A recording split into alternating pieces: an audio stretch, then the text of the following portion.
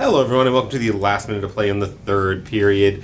So, Oakland Raiders quarterback Derek Carr announced the other day that he is tired of a particular ESPN personality's backtalk and has decided that he wants to challenge Stephen A. Smith to a UFC fight sometime this year. Is this actually going to be a thing? It was considered such a legitimate request that Bovada, which is a large online sports betting retailer, is currently offering odds on a Stephen A. Smith and Derek Carr MMA fight. Let's do it. How's it looking? Stephen Smith is at minus 130, Derek Carr is at minus 110, so Stephen Smith is a very slight favorite. And the bet is that it's betting on the winner, and they must fight in any combat sport variation on a televised event in 2019 for the bet to count. Oh, Jesus. Thoughts? Oh. Well, it can't be any worse than, did you guys see where Stephen A. Smith and Dana White did a hit during the ESPN thing? I think I sent that to the group chat. I don't remember seeing it. I think I remember seeing Yeah, that. anyway, it's the most awkward photo ever, and that'd be some great promo for this fight, so let's do it. Ugh. Screw it. Sean? It's kind of weird, seeing, if I'm being honest, I kind of want to fight Stephen A. Smith, too. All right. So I don't blame Derek Carr. Who do you each have in this battle? Stephen A. Smith. That's my hot take. Derek Carr.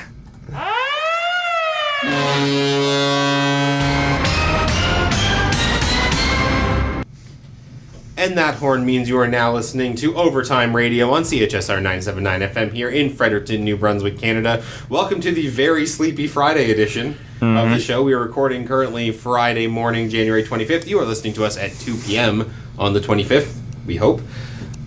We have a jam-packed show full of stuff to talk about today. We're going to talk about the NFL because we didn't get to on Monday because of Mother Nature, who is still repeatedly kicking this province in the junk.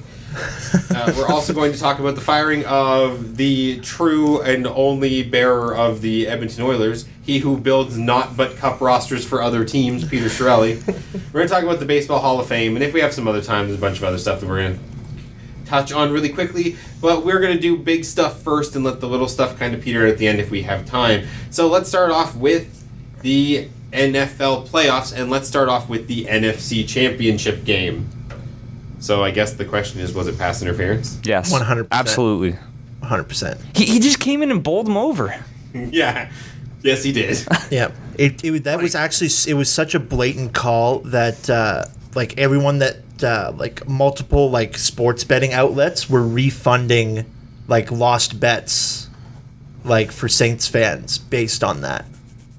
Because it was such an egregious call. And the player himself was like, yeah, it was pass interference. Mm-hmm. Yep, 100%. I mean, the player who committed it. Yeah. Yeah. Was like, yeah, goodness. Sure was. The funniest thing to come out of that, was it? I think it was Mike Francesa. You guys know who Mike Francesa is, Of course.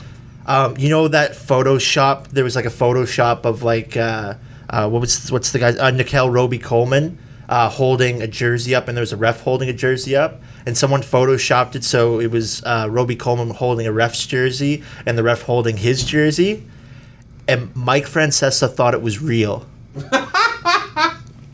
No. Yes. No. And he's just no. Yeah. I don't believe it. Oh, yeah. We can't lead the show on this story. What else? What's going to top this? Yeah. Should we just stop recording now? Yeah. Go back to bed? 4 minutes. All right, see you later, guys. No, that's just... You can find the clip on YouTube. It is No, you have to just subscribe to his app. No. Yeah. No. He has an app?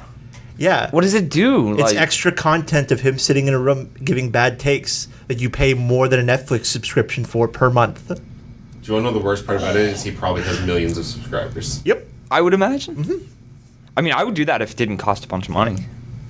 Anyway, it was a blown call, and the Rams are lucky to be going to the Super Bowl. My problem isn't the blown call. We talked about this before. My issue is not that they blew the pass interference call, which they absolutely did. He played the man, not the ball. It's a pass interference call. Even if you don't think it's a pass interference call, it's a helmet-to-helmet hit on a defenseless receiver. Even if it's not pass interference, it's unnecessary roughness. Mm-hmm. So you missed 2 penalties. Congratulations, you're an idiot. Yeah, and this is like one of those takes. It's just like it was unanimous across the board. Was anybody defending this whatsoever? I don't think so. Not that I can recall. And even like there were certain sports reporters like doing something we've called like multiple times for like NHL referees for fines and for demotions or suspensions. Yeah, do something about it. Yeah. Mm-hmm. Is this the worst referee botch since the infamous like touchdown interception from the replacement refs game a few years ago? Which one was that? Was that when the refs were like on strike? Yeah, when the refs were on strike, there was a game between the Packers and the Seahawks, and the Seahawks won on the Fail Mary. The Fail Mary, oh God. Because it was a Hail Mary pass that was clearly intercepted by the Packers player, but the Packers player and the Seahawks player, when they came to the ground, were both fighting for the ball. 2 different referees came over, one of them called touchdown, one of them called interception. Oh God. So they went up to the play for review, and then after a lengthy booth review, they called the play a touchdown. And the Seahawks won. Yeesh. I think this is the worst call I've ever seen since that one.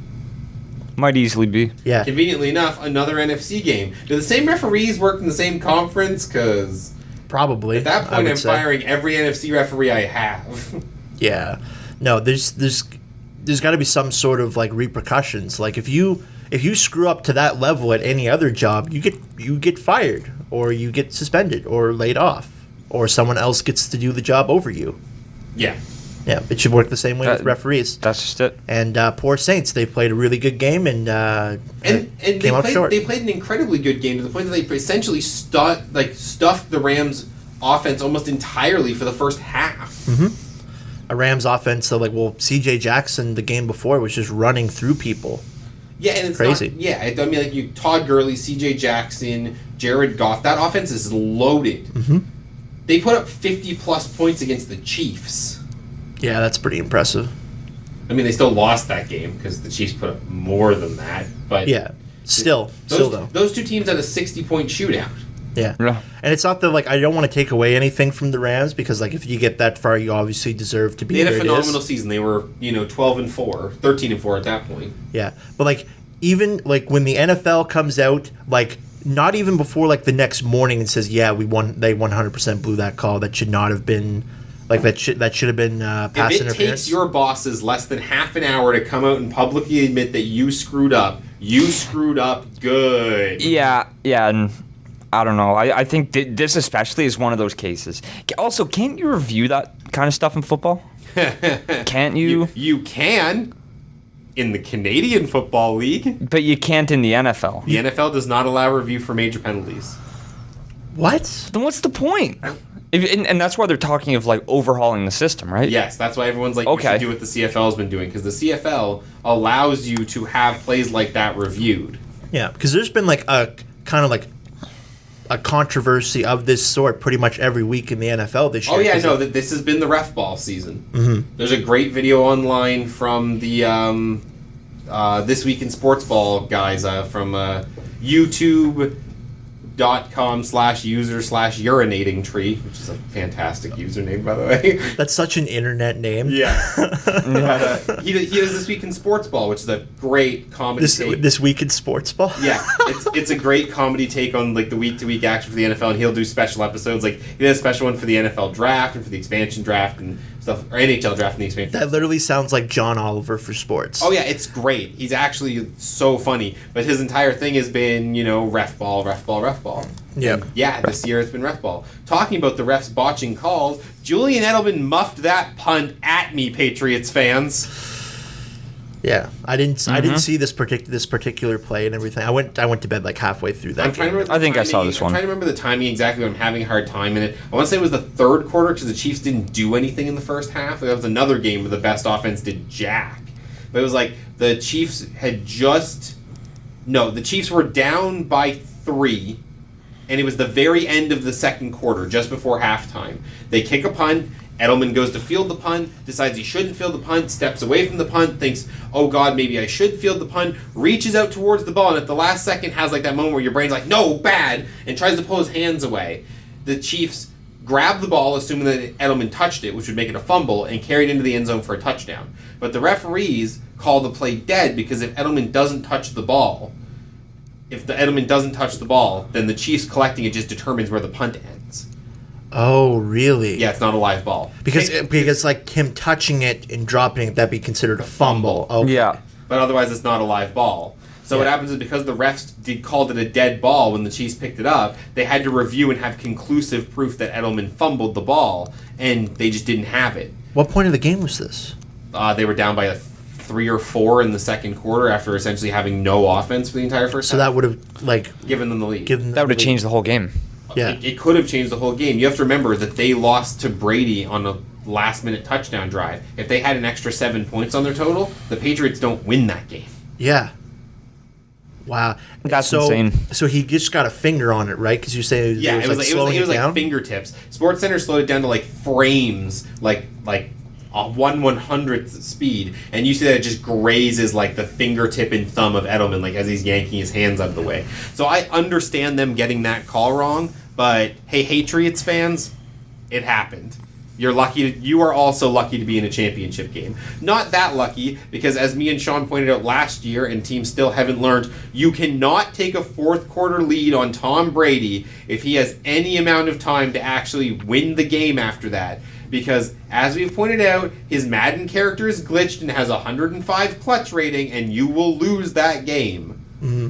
It's almost better to be like down and like Yeah. 100%. Make your own comeback. The Chiefs took the lead with a minute to go and still couldn't win. Is that like the epitome of like, I know like probably don't want to gush over Tom Brady too much, but like when you get to the point where you're afraid to have a lead on a player, yeah, because you know you will probably lose because like again clutch rating over 1,000. Like, Brady's the best quarterback of all time, maybe the best NFL player of all time, depending on how you weigh different positions against each other. And if he wins this, it's what, 6? It's his 6 Super Bowls? 6th. In 11? Or no, he's 5-3. 5-3, okay. But he's been in 9 Super Bowls, and no other quarterback's been to more than 6. Yeah. That alone is just him in the conversation. If he wins a Super Bowl this year, he will have as many Super Bowl rings as the next best quarterback has Super Bowl appearances. It's crazy. By the way, I think the That's Patriots are winning. I'm not happy about it, but I think they're winning. Yeah. Mm-hmm. Yeah, I think. Remember like a month ago when we said it was in the realm of possibility they didn't win? Man, those are good times. Those were the days. Those were the days. I mean, like, that's Houston's fault, right? It's all Houston's fault. The Texans, essentially had an abysmal dump of a game against Philadelphia and gave New England the first round buyback. If you don't do that, Brady has to play Andrew Luck and the Colts in the first round. And they probably lose. Because Houston lost. And everyone was like, you want to know what team's going to knock off the Patriots this year? The Texans. Apparently they did not watch our secondary. Ooh.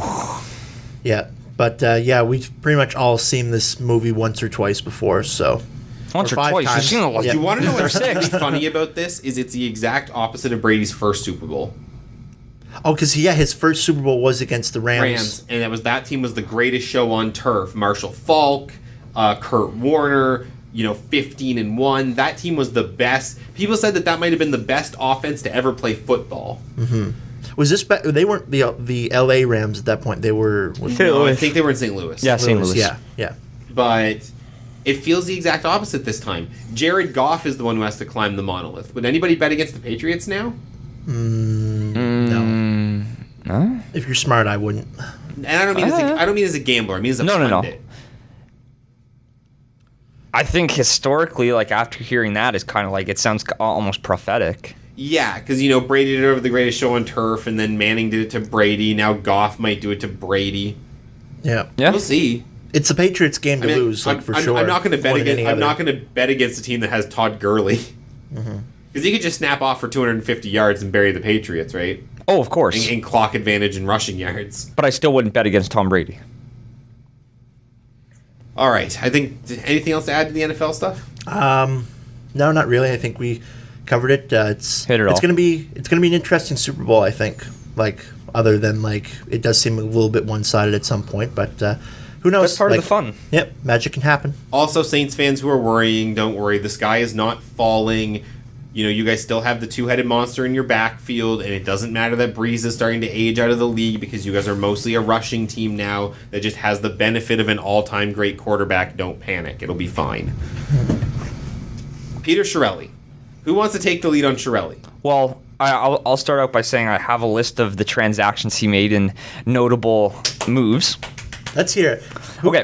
We didn't get the popcorn. Shame on us. Also, something really funny. So Steve Tambellini, who was there till 2013, it's really funny because the first overall picked Taylor Hall first overall, Nugent Hopkins first overall, Nail Yakupov first overall. So the organization's already a crapshoot. Craig McTavish, no playoff appearances. That was the only notable thing about him. So now Peter Chiarelli selected Connor McDavid first overall in the 2015 NHL entry draft, then selected, I don't know how to say his name, Yossi Puljujärvi.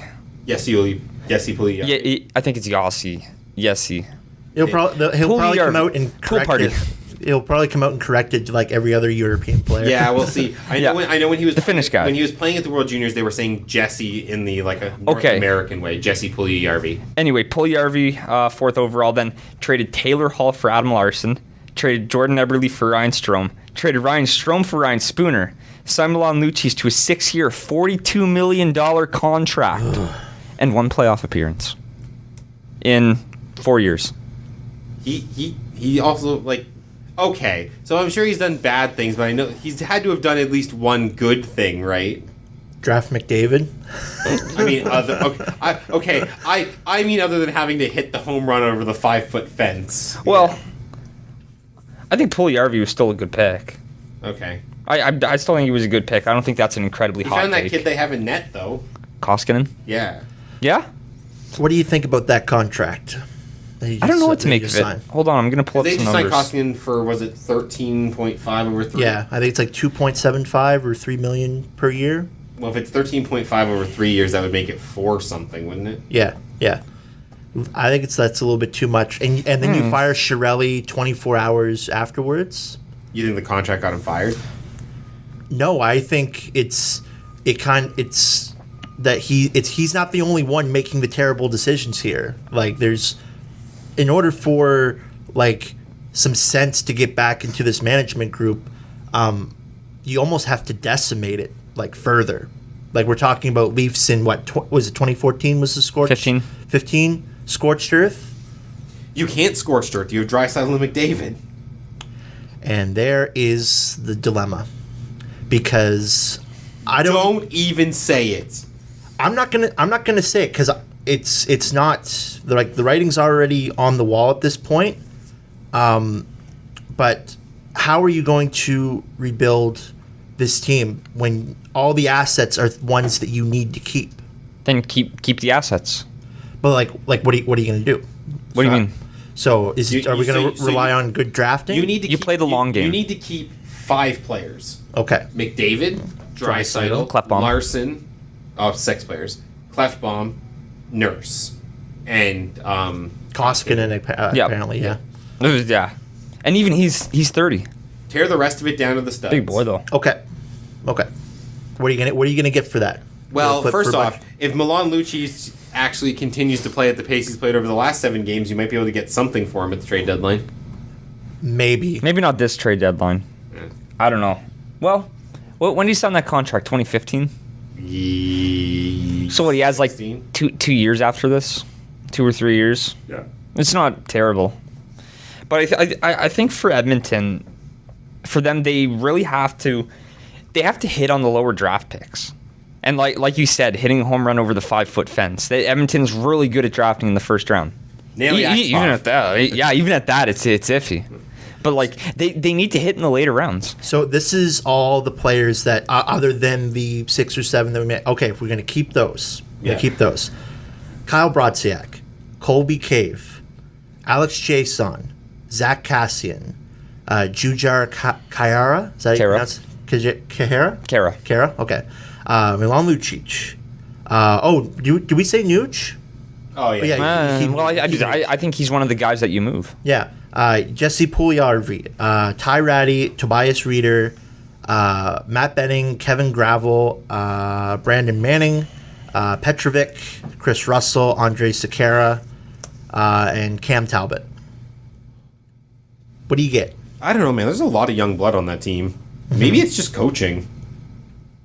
Maybe we all just need to chill. I don't know. Maybe.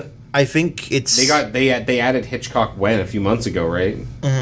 but the numbers, the underlying numbers haven't really changed between McClellan to Hitchcock. I just remembered you missed something from the Chiarelli thing. I did. He traded the pick that eventually became Matt Barzal too. Yeah. Oh yeah. He did.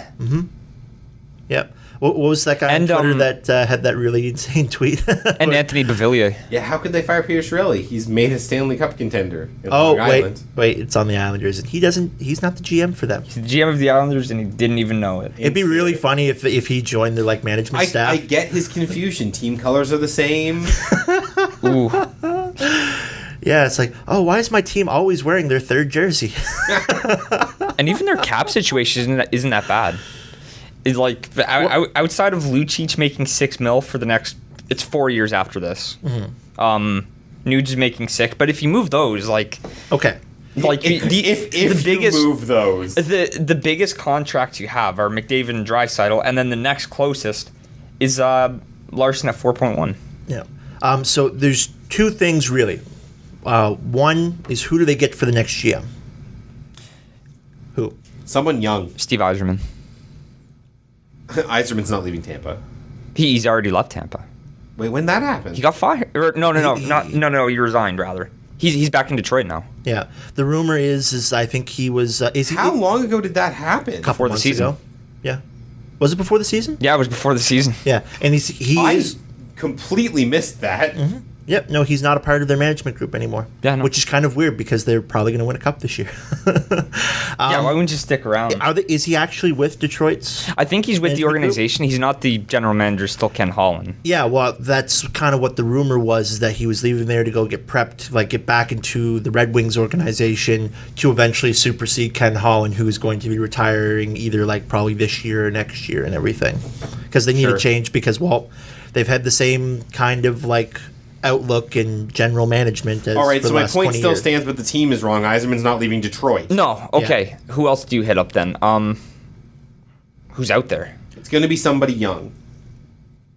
Maybe they go off the board. Because the Oilers are going to hope that they can do what Dubas has done successfully and Chychrun has done very unsuccessfully. I think Tyler Dello goes back to the organization. Okay. I don't think he's the GM, but I think he goes back to the organization and that helps. Yeah, they were putting. They put a list up on Mark Hunter? Sportsnet and everything. Yeah, Mark Hunter, that would be one. Because he's a hockey guy. Yeah, I think 5 or 6 names down the list. They named Mike Gillis. Okay. Let's go. Mike Gillis or Ron Hextall, because he's not with Philly anymore.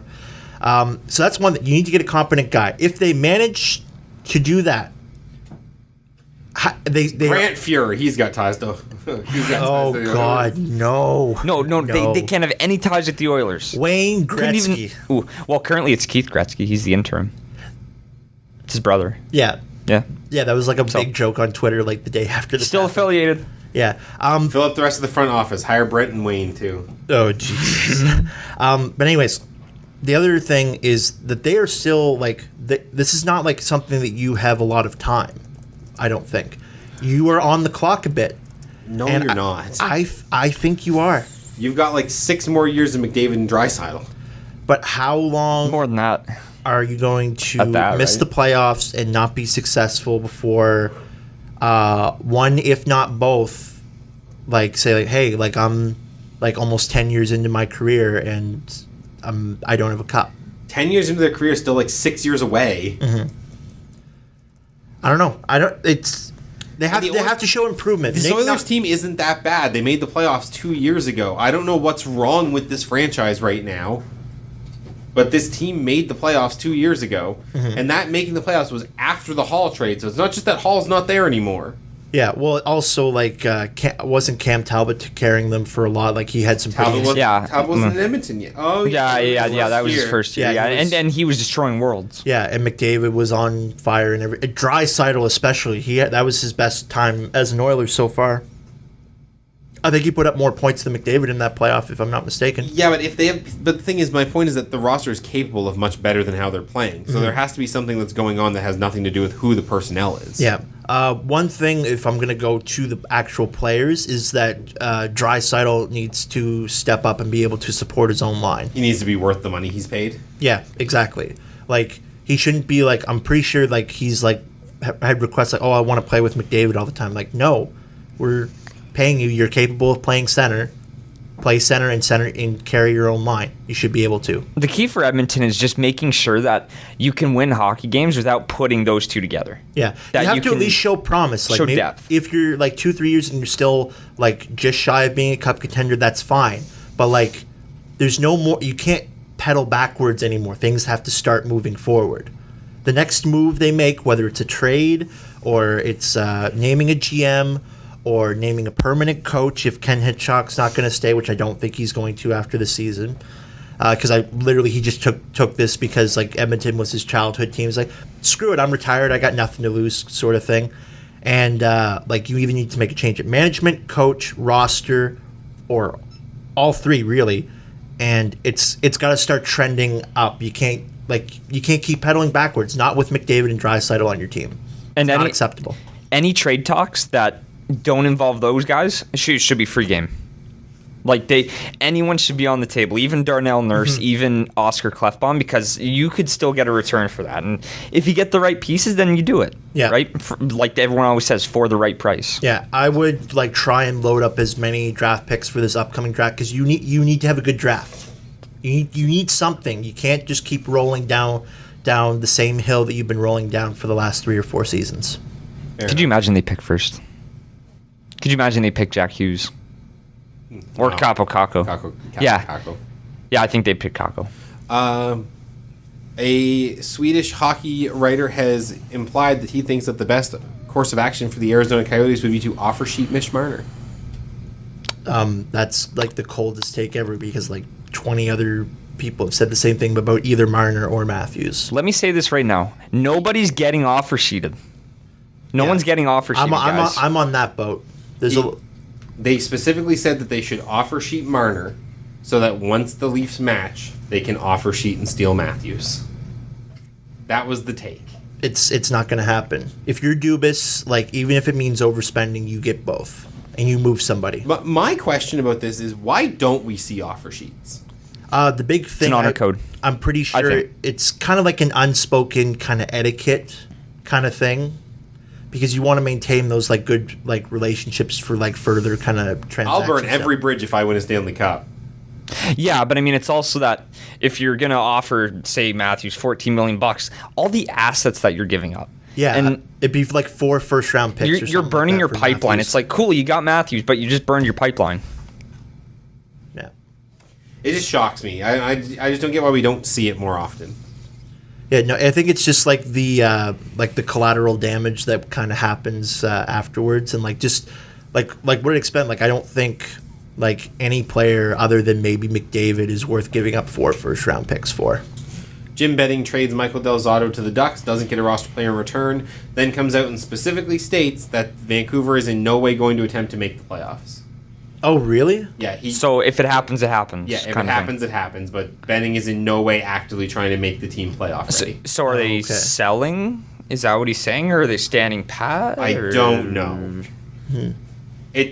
I'd like some clarity. After years of criticizing Benning for being a terrible GM, I actually don't hate this decision. I think this is the correct one. No, and in recent years, he's made some pretty good decisions. If you can get something, if you get in the top 15 of this year's draft, and you can find someone serviceable, like draft someone that like maybe like throw them on your roster in like a 4th line role, and you're bringing up Quinn Hughes as well, like next year for sure. Oh. Yeah. Are you not? Probably. He might even play at the end of this year. Yeah, it might just be getting like one extra asset to kind of give you the kind of if they're trying to go for something that like similar to what the Leafs are doing, like why not fill it out a little more, get it, and like no one is going to be mad. Like you were expected to be basement dwellers from the start, so why not? It's true. Yeah, Yeah. And it's not the kind of like media pressure cooker that Toronto is. Whenever we have any glimmer of hope of having a good team, we immediately like write 20 articles a day about it, even if there's no story. Yeah, even if there's no story. Austin Matthews likes baby carrots. Yeah, exactly. The best part of All-Star Weekend is tonight. Are you going to be watching? Skills Wait, isn't that competition? Saturday? No, it's tonight. Ooh. Saturday's the All-Star game. Oh, it's on Saturday now. Yeah. Oh. On the All-Star, Cool. according to NHL.com, if I was just reading that correctly, the All-Star game is on the 26th, which would make the skills competition tonight. Yeah? Yeah, That's true. What Man. time is it? Because they're in San Jose. There's some time zones you got to 4 work with hours there. behind. The All-Star game on Saturday starts at 8:15 p.m. Eastern, so 9:15. Okay. The skills competition is, let me find out really quick. Probably around the same And time. While I'm talking about it, you guys can talk about whatever the next thing we're going to talk about is. If you guys have a hockey take, we can go into the Hockey Hall of Fame while I'm finding out exactly when that airs. Give me just one second. Well, I guess if we're going to just throw one more hockey thing in there, Leafs bust out of pretty much every slump on the team. Catcher Yep, gets a slump hat trick. busters. Nylander gets a hat trick of assists. Matthews finally scores, and the Leafs win, which is the most important thing. So we can at least ride that win into the bye week and everything like that. And also, like, Nylander had his best game since returning, hands down. Like, and it took about it's even 5 fewer games than I thought it was going to take at first. So it's like you just got to give it time. Like those missing training camp, you need a good sample of games in order to get back to it. So calm down, Leafs fans, and that's coming from me. 6 p.m. Pacific time, so 10 p.m. local. Oof. Okay, that's probably going to kill the ratings a little bit. Oh, I guess maybe that's why they're having it on Saturday, so people don't got to go to work on Sunday. Yeah, that's probably why. So at least they worked around that. So it's going to be Because Oh, yeah, that's smart. If the start times for the games tomorrow start at 8:15 Eastern, which is so 8:15 Eastern, the second game starts at 9:15 Eastern. That means that the finals start starting at 10:15 Eastern time. so They're accounting for the fact that the game did San Jose. yeah. So basically, like the pregame show, if they're going to do anything like that, is probably going to be on around during the main the normal hockey night in Canada slot, and then the All-Star game will be the late game. So okay, at least that's probably the best way they could have worked it. Wait, what's going to be airing in the Hockey Night in Canada slot? If they do any pregame stuff or anything like that. Yeah.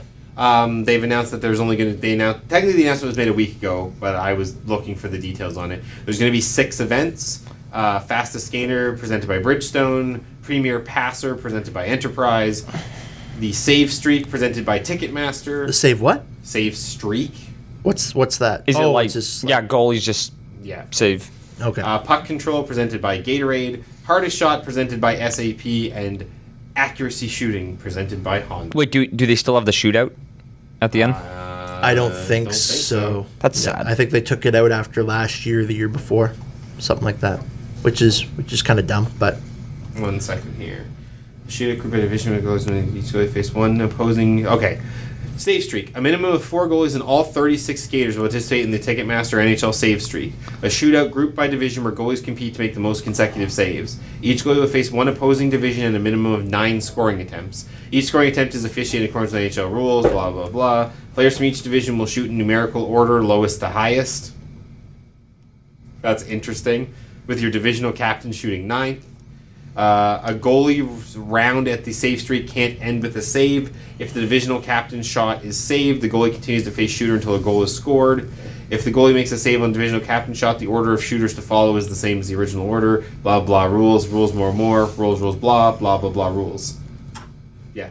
Fair enough. yeah, so it's pretty much the same as every year. They're not doing the shootout competition in the big showy style. They're doing what they were always doing before, where they have this shootout competition, but they're scoring how many saves the goalies get, not how many goals are scored or whatever. Yeah, so it's Yeah. just different. But they've taken all the fun stuff out and they've reduced it down to just the statistical competitions, which I don't hate. They're still fun, but as we were talking about the KHL All-Star game literally a week ago, why are they not playing soccer or enjoying themselves? Yeah, Play ice basketball. that'd be fun. That sounds awful. Set up the hoops and it's just you just skate up and down. That sounds terrible. It sounds amazingly terrible. No kind of like outside the box thinking. Also, kind of an interesting thing that came up after Saturday's game was in the Toronto and Washington game, Ovechkin got hit. He ran into I think it was TJ Oshie, and he went off for concussion protocol reasons. Yeah. And in the intermission, the whole Sportsnet desk was like, well, why don't they just play that off as an injury so Ovechkin doesn't have to have the suspension after the All-Star break?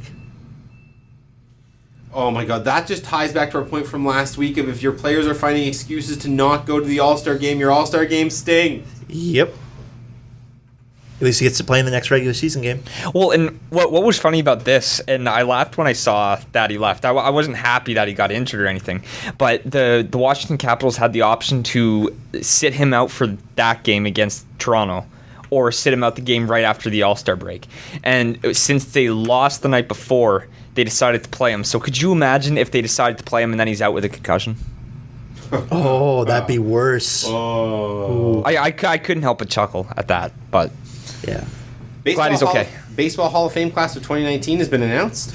It will be headlined by Mariano Rivera, who is one of the few unanimous entrants to Cooperstown. No, it's the only. Is he the only? Only. Oh, yeah. Only player to have his name on all 425 ballots. Only player.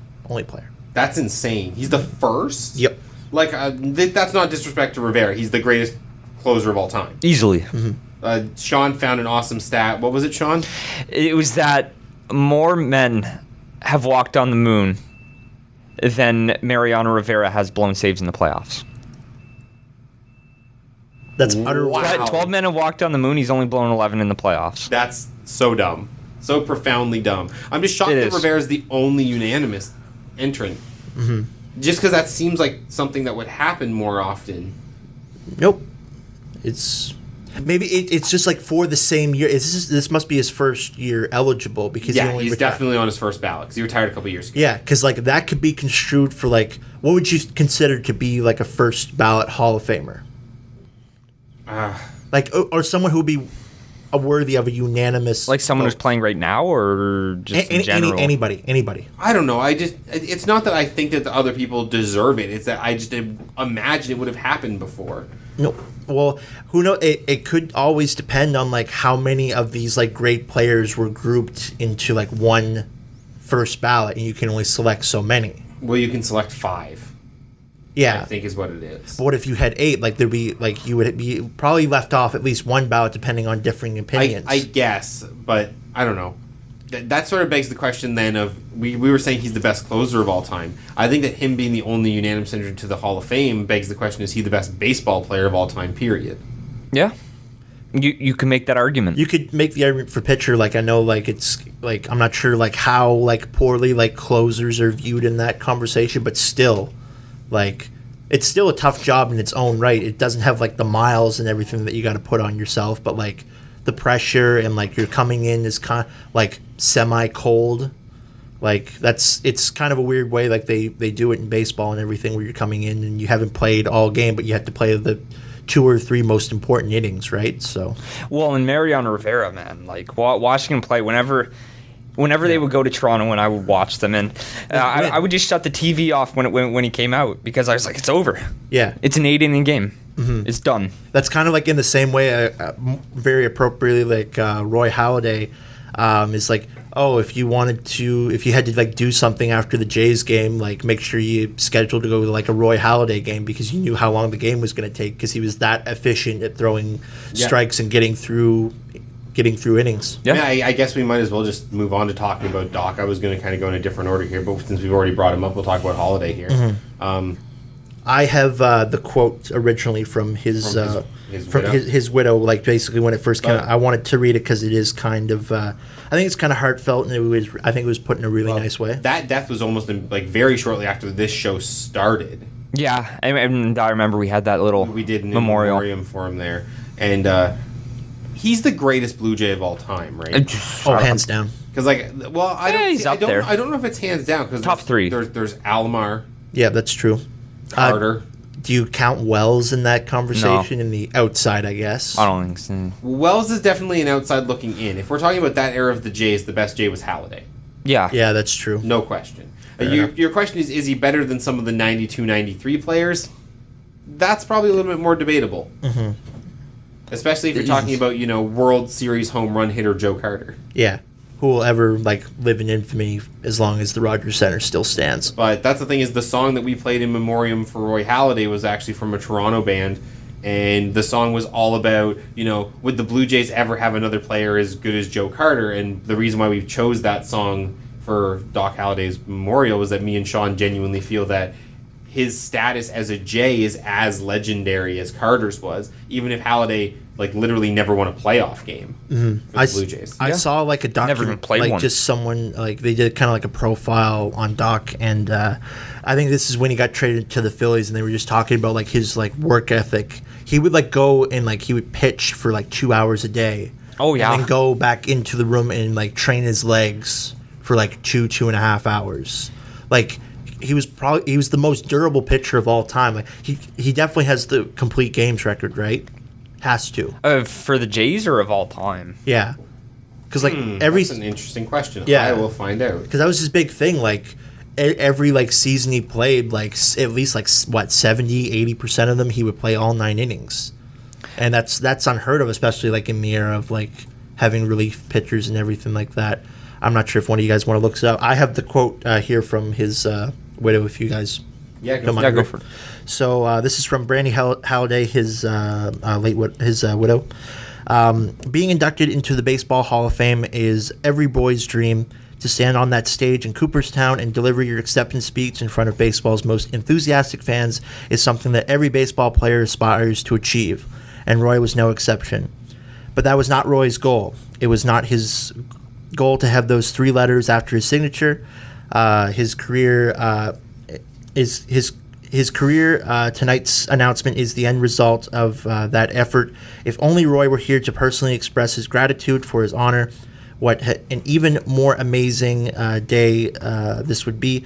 I would like to extend special thanks to baseball's writers for the overwhelming percentage of votes that Roy had received in his first year on the ballot. It means so much to me, Braden, and Ryan. I'm going to assume that's his 2 kids and everything that he's so he had 85.4% of the vote on his first ballot to be inducted.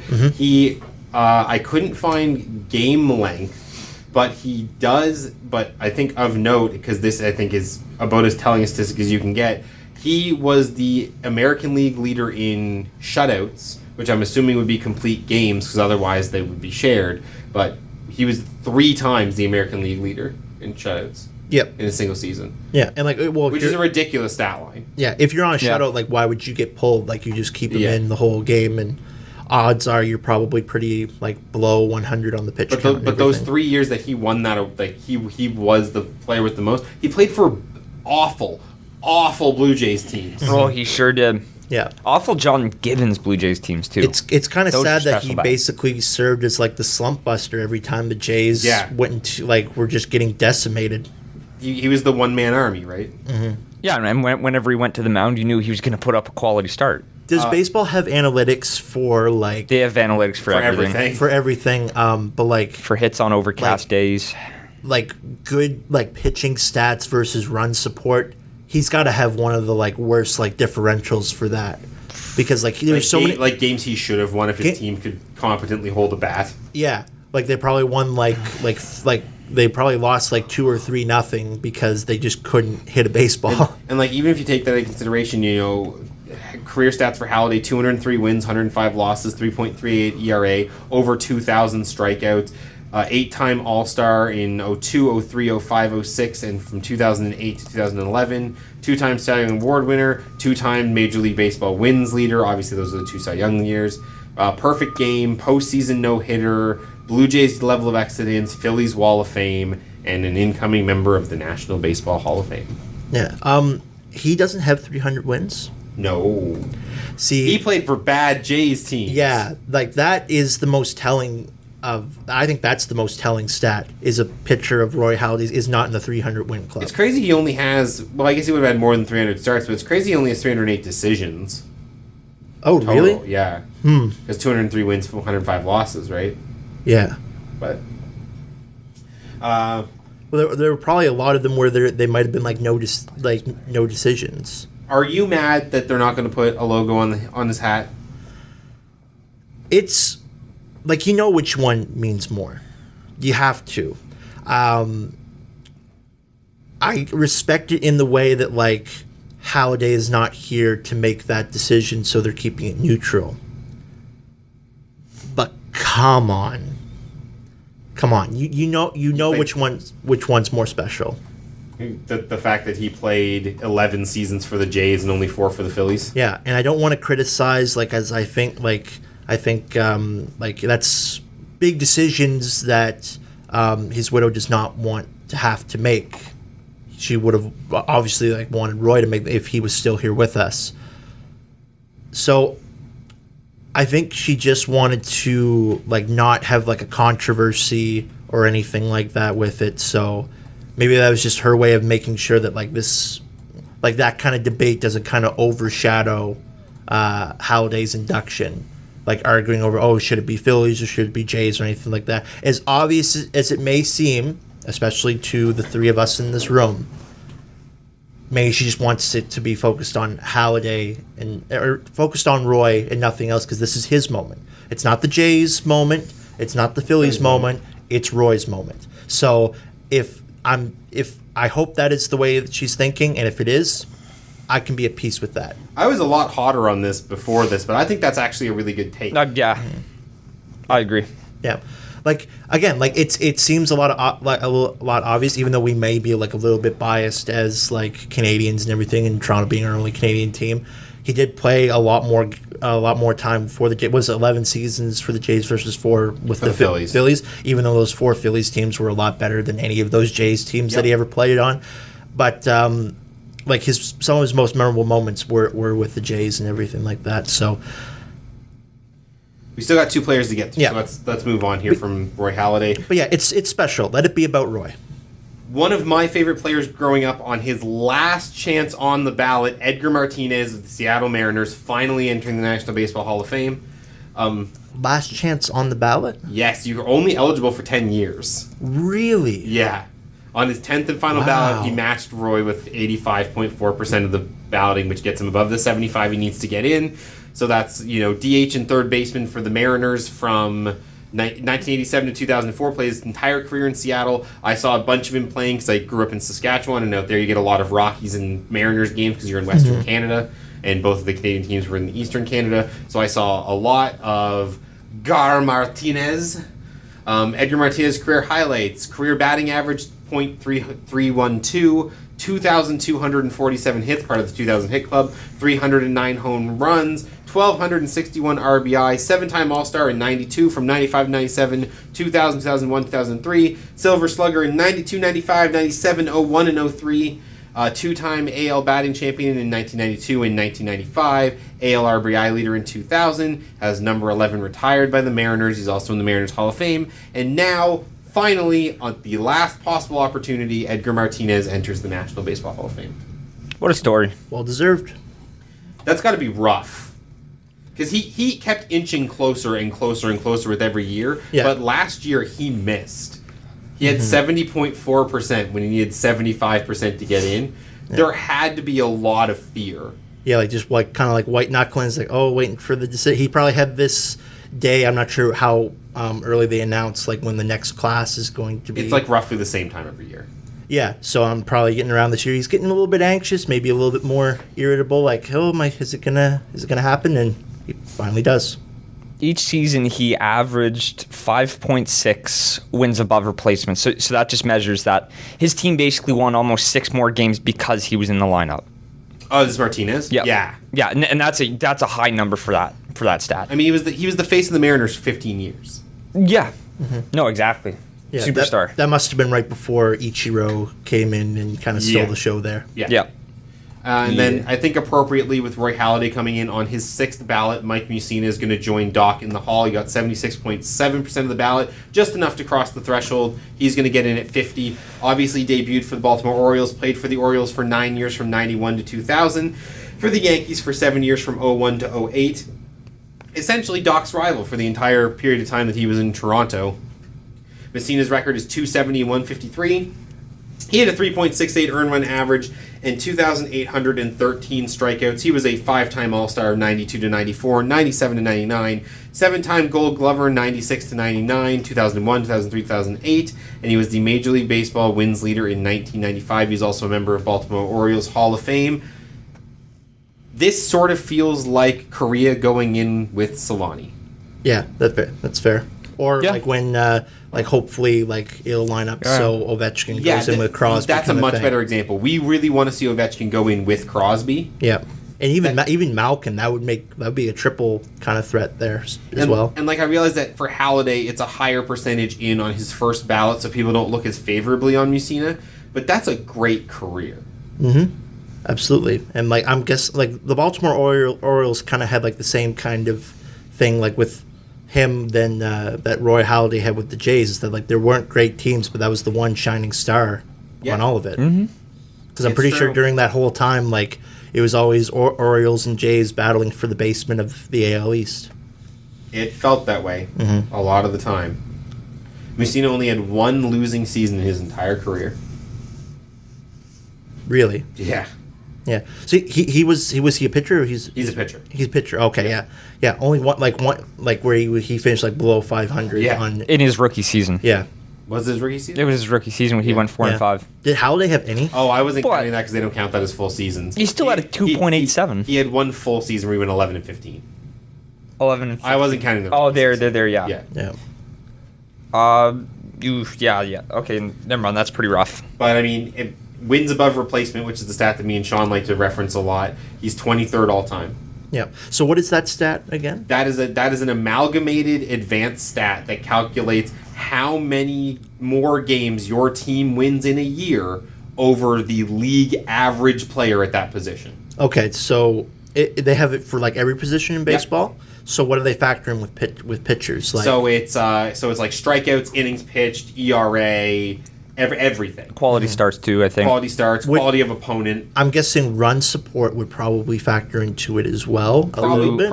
Probably to an extent, and probably not in that one specifically, because that's how many games you directly contribute to. Oh, okay. Yeah, because it's if you pitch a shutout and then you still lose, or if you pitch if you only allow So one you run. don't need to calculate the run support because if you exactly. get a shutout, There's nothing you could have done. yeah, you did literally the best you could do, which is allow no runs. So it doesn't really matter. So All right. That's all of our major stuff through. We have about 6 minutes left. You want to just bang out some small stuff? yeah.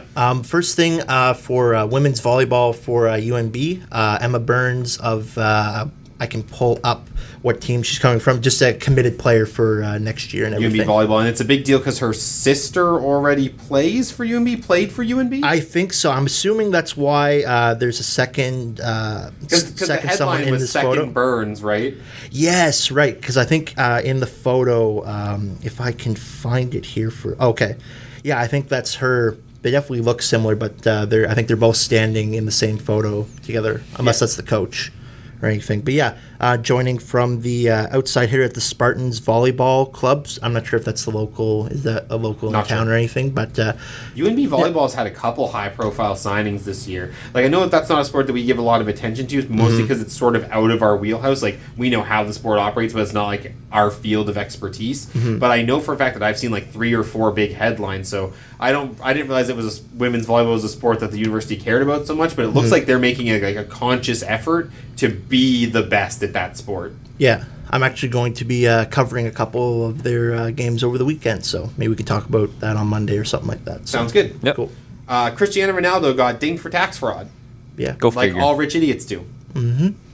So what did you see what it was for? No, Not exactly. Not exactly. Because I hear the big thing celebrities who will go to conventions like Comic-Con and stuff like that, and they'll have autograph signings going for 20, 30, 40, $50 a piece depending on how high profile is. I paid the Blue Ranger $50 to sign 2 pop figures. Yeah. So if you get enough of that together and it goes over a certain threshold, you need to claim that on taxes, and a lot of celebrities don't. And there are some celebrities that's what they kind of depend on. They depend on like making appearances and signing autographs, and they at per signing rate, and they'll just pocket it like it's some cash under the table when that's not the way the world works, and they get dinged for it. I'm assuming this has to do with him losing an appeal because the original article, according to the CBC, was written on June 15, 2018. Mm-hmm. So I'm assuming this was his appeal failing, is the most recent news. Yes, I will try and pull it up again quickly here. 18.8 million euro fine and 2 years in prison that apparently he's probably going to avoid because he's a first-time offender. Yeah. Which is... more than likely. Yeah. Yep. Likely, if I can even find it here. No, this is taking too long. So, here it is. Yeah, appear before a judge and receive suspended 2-year sentence as a part of a deal struck with Spain's state prosecutor and tax authorities last year. So that's about his oh my god, brain. That's about his appeal. Mm-hmm. Yeah, okay. They're appealing to suspend his prison sentence, which makes sense. Yep. No, right move. Any high-priced lawyer will probably do. Yep. So Kawhi Leonard buys a $13.3 million home in San Diego. Do we care? Should we care? Not at all. If you are a diehard Raptors fan, you're probably freaking out and everything because that's kind of like an over... It hasn't been looming as big because like the Raptors have been pretty good and like there's been a lot more people than just Kawhi like having really good seasons this year. But and they've sort of been keeping it quiet too. Mm-hmm. Also, Pascal Siakam's rise to being like a legitimate NBA like elite player has quieted it down. I think it is important to note that the Raptors aren't in first. Yeah, so the Raptors aren't in first. For you who are watching the vidcast and are wondering, Sean just had to step out for the last couple minutes of the show, so me and Johnny are going to finish it up. Yeah, they're behind Antetokounmpo and the Bucks, which makes sense. Antetokounmpo also just won the fan voting, so he's going to be the Eastern Conference captain for the All-Star game. Kawhi's on that roster, as is Charlotte's Kemba Walker. Mm-hmm. So like, he's having a monster season. Antetokounmpo. Yeah, Antetokounmpo is having a monster season. Mm-hmm. Like I don't think he's ever lived up to his Greek Freak moniker better than this year. Yeah, where I'm genuinely afraid that we're going to get LeBron again. Yeah, potentially. By LeBron himself. Oh, Sean's back. Yeah. No, I'm talking about how Antetokounmpo's having such a good year that I'm terrified we're just going to get LeBron. Oh, but by that's true. The Bucks instead. You know, I think it might not even be the Bucks. It might be the Sixers. We could get LeBron like twice. Oh my God, the Sixers wouldn't be getting LeBron though. That team is in like fourth and are playing way worse than they should be. Simmons, Embiid, Butler. That roster's gross. Although they have been kind of slumping since they acquired Butler. They've sort of turned it around lately. They're 7-3 in their last 10. But it is what it is. Yeah. But yeah, the whole thing with Kawhi is that like it's going good now, especially if they're able to make the NBA Finals. Just stay. But this team can win a championship. Yeah, and that's all the media is going to talk about. Like if or as soon as like the Raptors are eliminated from any, like as soon as their season is done, that's going to be the main thing. Is Kawhi? Yep. Did they do enough to convince Kawhi to stay? And that's going to overhang their free agent season. And just because I don't want it eating up too much time, Johnny, you're going to get 45 seconds. John Jones. So it came back that he was. He had another test. With even more. I think it was 33 picograms or whatever. Props to the UFC PR department for burying that in the news. I'm not sure who they're paying or what they're selling or... Not deep enough that I couldn't find it. Yeah, and I don't know. I stay on John Jones. Like that was a different doping company too. That wasn't USADA. Yeah, like whatever he's doing, it's working. I guess he's the champ, but shady. Dirty. Dirty. Mm-hmm. That's all I gotta say. All right. Well, thank you everyone for tuning in to this episode of Overtime Radio. We will be back on Monday from 2 to 3. I will not be in the booth. Unfortunately, I'm going to be out of town. You might get a call from me for a brief little bit to talk about maybe an issue or two, depending on how recording goes and the like. But I'm going to be out of town, so it's just going to be Johnny and Sean with you on Monday at 2. Thank you everyone for tuning in. And for you who are watching the replay vidcast on YouTube. Bye, everybody.